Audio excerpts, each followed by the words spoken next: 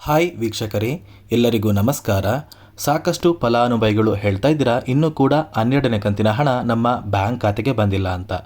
ನೋಡಿ, ಬುಧವಾರದಿಂದ ಫಲಾನುಭವಿಗಳ ಬ್ಯಾಂಕ್ ಖಾತೆಗೆ 12ನೇ ಕಂತಿನ ಹಣ ಜಮಾ ಆಗ್ತಾ ಇದೆ.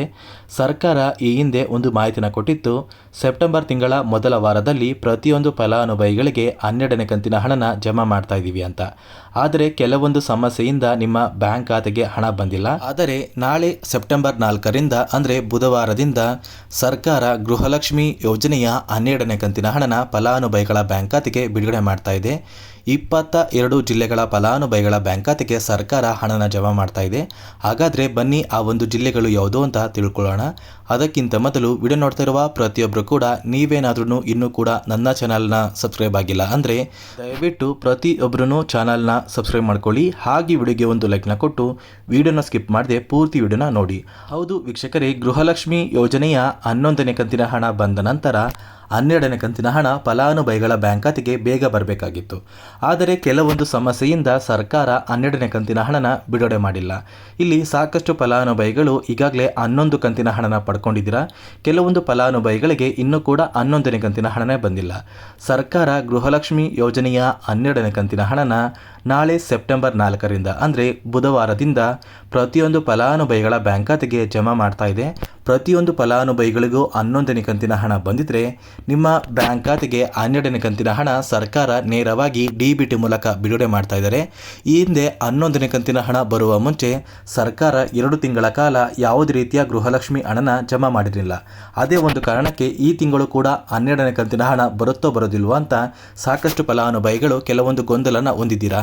ನೋಡಿ, ಸರ್ಕಾರದಿಂದ ಖಂಡಿತವಾಗಿಯೂ ಪ್ರತಿಯೊಂದು ಫಲಾನುಭವಿಗಳಿಗೆ ಗೃಹಲಕ್ಷ್ಮಿ ಯೋಜನೆಯ 12ನೇ ಕಂತಿನ ಹಣ ಬಂದೇ ಬರುತ್ತೆ. ಒಂದು ಸಲ ಸರ್ಕಾರ DBTಗೆ ಹಣ ಕಳಿಸಿದ್ರೆ ನಿಮ್ಮ ಬ್ಯಾಂಕ್ ಖಾತೆಗೆ ಹಣ ಬಂದು ಜಮಾ ಆಗೋದಕ್ಕೆ ಕನಿಷ್ಠ ಅಂದ್ರೂ 15 ದಿನಗಳ ಕಾಲಾವಕಾಶ ಬೇಕಾಗುತ್ತೆ. ನಾಳೆ ಬುಧವಾರ ಕರ್ನಾಟಕದ 22 ಜಿಲ್ಲೆಗಳ ಫಲಾನುಭವಿಗಳ ಬ್ಯಾಂಕ್ ಖಾತೆಗೆ ಸರ್ಕಾರ 12ನೇ ಕಂತಿನ ಹಣನ ಬಿಡುಗಡೆ ಮಾಡ್ತಾ ಇದ್ದಾರೆ. ಆ ಒಂದು ಜಿಲ್ಲೆಗಳ ಹೆಸರು ಏನು ಅಂತ ಮೊದಲು ನಿಮಗೆ ತಿಳಿಸ್ಕೊಡ್ತಾ ಇದ್ದೀನಿ ನೋಡಿ.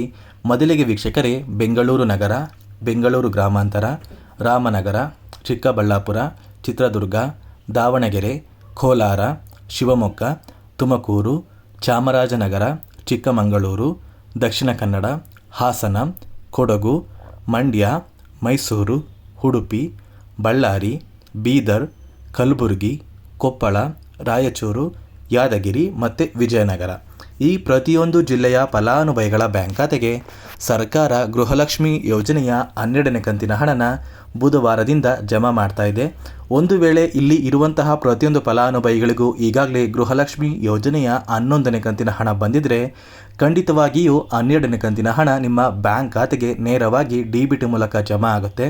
ಒಂದು ವೇಳೆ ನಿಮ್ಮ ಬ್ಯಾಂಕ್ ಖಾತೆಗೆ ಇನ್ನೂ ಸಹ 11ನೇ ಕಂತಿನ ಹಣನ ಪೆಂಡಿಂಗ್ ಇದ್ದರೆ ಮೊದಲು ನಿಮ್ಮ ಬ್ಯಾಂಕ್ ಖಾತೆಗೆ 11ನೇ ಕಂತಿನ ಹಣ ಜಮಾ ಆಗುತ್ತೆ.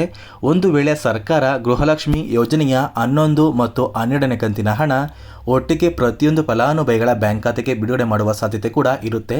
ಸಾಕಷ್ಟು ಫಲಾನುಭವಿಗಳಿಗೆ ಒಟ್ಟು 6,000 ಹಣ ಬಂದಿದೆ, 10,000 ಹಣ ಕೂಡ ಬಂದಿದೆ.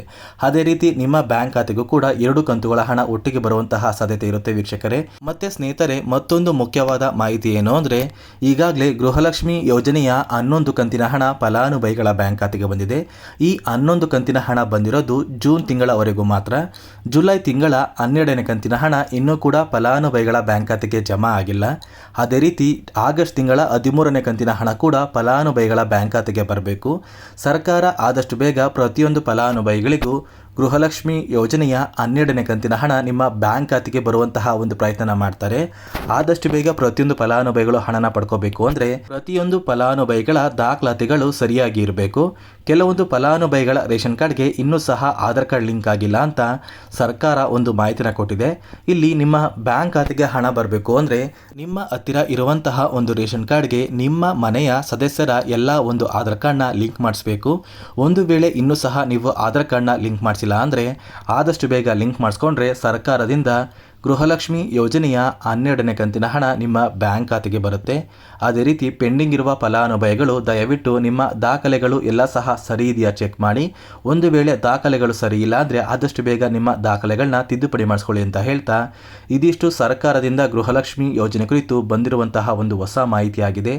ನಾನು ನಿಮಗೆ ಕೊಟ್ಟಿರುವಂತಹ ಮಾಹಿತಿ ನಿಮಗೆ ಇಷ್ಟ ಆಗಿದ್ದರೆ ದಯವಿಟ್ಟು ಪ್ರತಿಯೊಬ್ಬರೂ ನನ್ನ ಚಾನಲ್ನ ಸಬ್ಸ್ಕ್ರೈಬ್ ಮಾಡ್ಕೊಳ್ಳಿ. ಹಾಗೆ ವಿಡಿಯೋಗೆ ಒಂದು ಲೈಕ್ನ ಕೊಟ್ಟು ನಿಮ್ಮ ಸ್ನೇಹಿತರಿಗೆ ಈ ಒಂದು ವಿಡಿಯೋನ ಶೇರ್ ಮಾಡಿ.